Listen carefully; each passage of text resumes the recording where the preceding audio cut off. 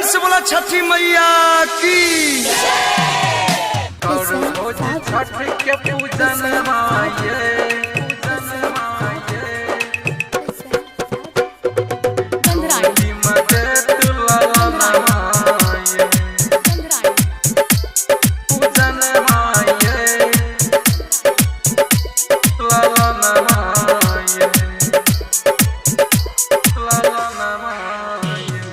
करू भोज छठ के पूजन माये गोदी में देत लाला नमाये। करू भोज छठ के पूजन माये गोदी में देत लाला नमाये। करुण देरी अरध के बेरी सुनन रहत अंगन माये।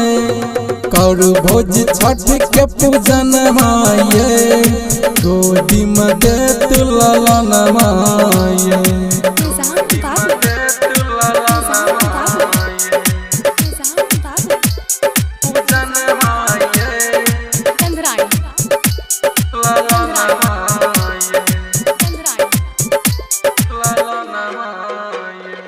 भैया के भेजी उखियार मंगा लिया ठकुआ बनाई के दौरा सजा लिया। भैया के भेजी उखियार मंगा लिया ठकुआ बनाई के दौरा सजा लिया।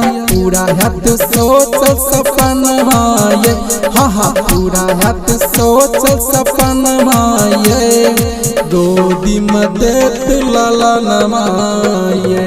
करू भोज छठ के पूजन माये गोदी में देत लाला नमाये।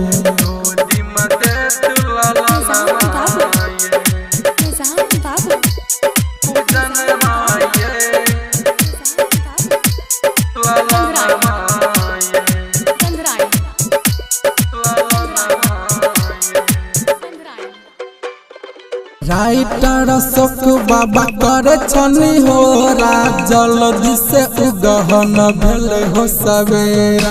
राइटर अशोक बाबा करे छनी हो जल्दी से उगहन भेल हो सवेरा। गावैया मुकेश भजन माये हाँ गावैया मुकेश भजन माये गोदी में देत लाला नमाये। करू भोज छठ के पूजन माये गोदी में देत लाला नमाये। करुण देरी अरध के बेरी सुनन रहत अंगन माये।